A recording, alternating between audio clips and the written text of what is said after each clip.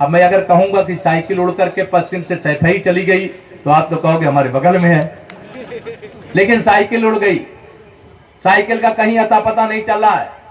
Cycle को puncture तो UP की जनता ने 2014 में ही कर दिया था, जब श्री अखिलेश यादव जी यहां मुख्यमंत्री थे।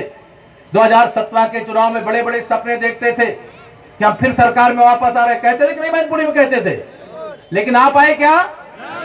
300 से ज्यादा सीटें यूपी के लोगों ने जिता दिया, फिर भाजपा की सरकार बन गई। हम केवल मैनपुरी में पिछली बार 1 सीट जीत पाए थे भोगांव की, लेकिन इस बार मुझे पूरा विश्वास है मैनपुरी की चारों सीटें जीत करके चौका लगाने का काम आप सब लोग करोगे। और ये चौका लगाने के लिए, अपील करने के लिए मैं आया हूं। आज देर हो रही थी, अभी किसने भी जाना है, मैं सोचा देर ना हो जाए मुझे। मैं कहा चाहे एक सभा में थोड़ा मैं 5 ही मिनट के लिए देख के चला हूं, लेकिन मैं करहल जरूर जाऊंगा। और मैं इसीलिए करहल आया हूं। अब करहल आकर के आप सब लोगों को यहां पर कहना चाहता हूं, ये समाजवादी पार्टी के गुंडों से, माफियाओं से, अपराधियों से, दंगाइयों से कौन निपट सकता है? भारतीय जनता पार्टी निपट सकती है। मैं अगर यहां वोटर होता तो मैं 20 तारीख तक यहां से जाता नहीं, घर घर चल के घूमने का काम करता।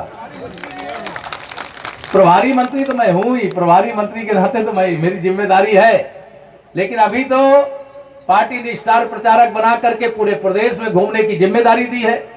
अब आज अभी मैं 3 जगह सभा कर रहा हूं, चौथी या भी 5वीं आपकी किसनी भी जाना है। मुझे मैनपुरी की चारों सीटें जीतना है। जिताओगे?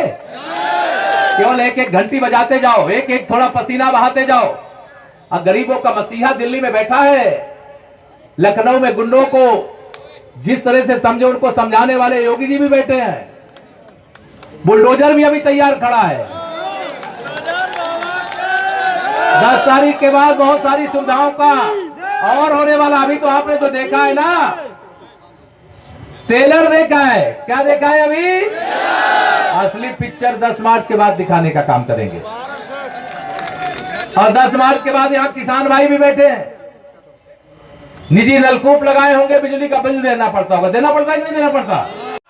उनका पूजन करना, फिर साथ में बैठा करके भोजन करना, ये हर मजदूर का सम्मान था कि नहीं था?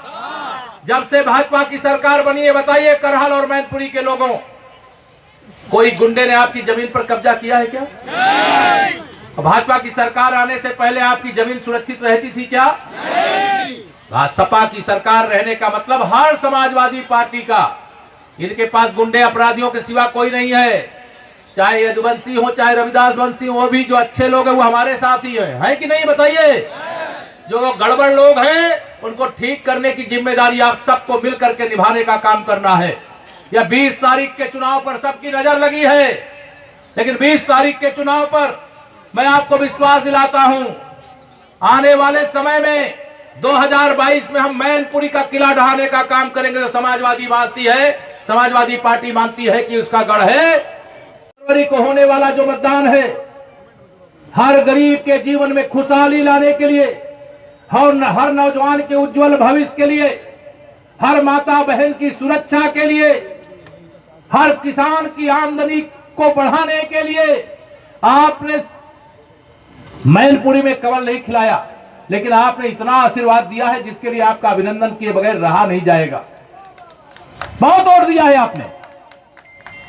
2019 में समाजवादी पार्टी की साइकिल कितने वोटों से यहां जीती थी? 50,000 से। उसके पहले 5 लाख से जीतते थे कि नहीं जीतते थे? बताओ, याद है कि नहीं याद है? आप 5 लाख से जीतने वालों को 50,000 में लाके समेट दिए। और शायद मैं समझता हूं कि उस समय व्यस्तता बाद हमारे जो माननीय प्रधानमंत्री जी या हमारी गृह मंत्री जी नहीं आ पाए थे, नहीं तो यह मैनपुरी में भी कमल खिल गया होता।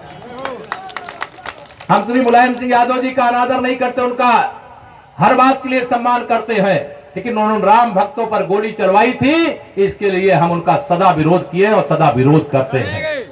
मैं आप सब लोग, कई बार हनुमान जी भी सोचते मेरी ताकत तो है नहीं, मैं लंका कैसे पहुंचूंगा, समुद्र कैसे पार करूंगा। इसी प्रकार का भ्रम, इसी प्रकार का डर, इसी प्रकार का खौफ मैनपुरी के करहल वालों को भी शायद हो गया होगा। लेकिन आप हनुमान जी की तरह शक्तिशाली हो, वोट डालने की ताकत आपके हाथ में है। कुछ नहीं करना, केवल ईवीएम, आपको मतदान केंद्र पर पहुंच करके ईवीएम मशीन में कमल के फूल की बटन दबाने का काम करना है। कमल के फूल की बटन दबाने से तमाम लाभ की योजनाएं सब वक्ताओं ने मुझे बताया, बोले हैं।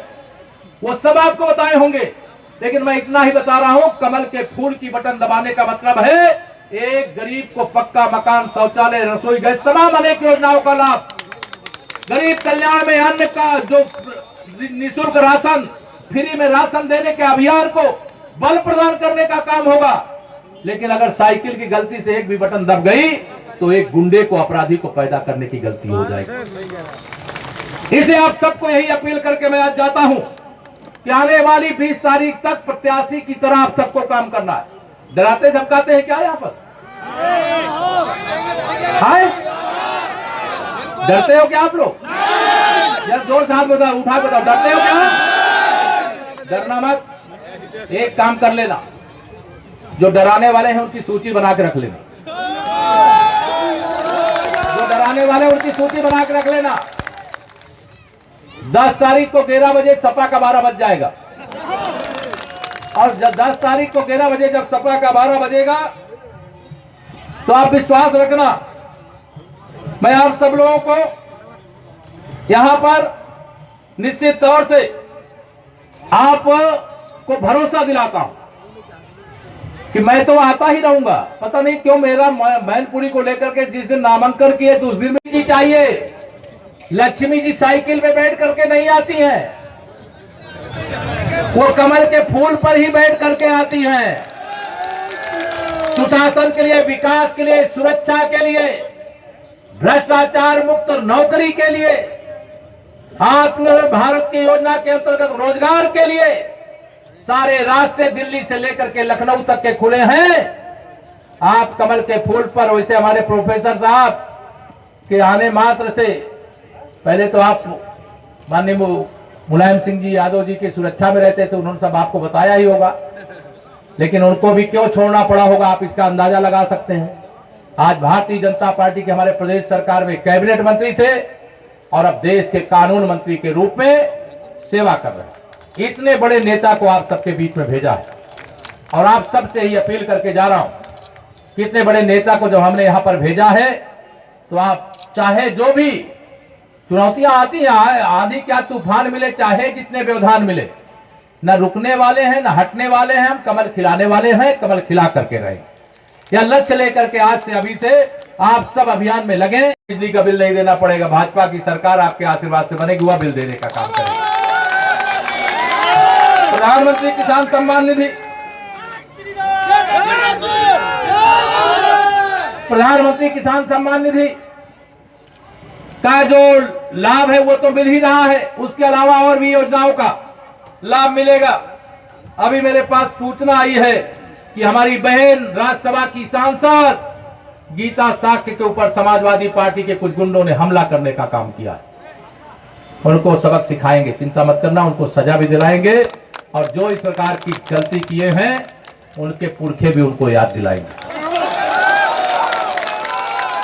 हम गुंडागर्दी नहीं चाहते, हम किसी को छेड़ना भी नहीं चाहते।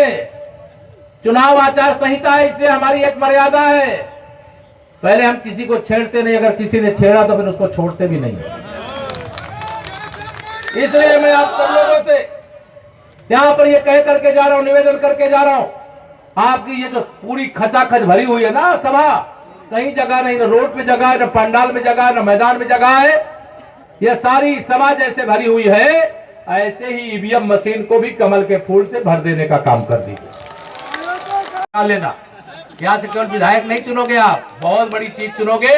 जो बोलने का मुझे अधिकार नहीं है, लेकिन संकेत करने का अधिकार मुझे जरूर है, वो अधिकार मैं आपको बता रहा हूँ।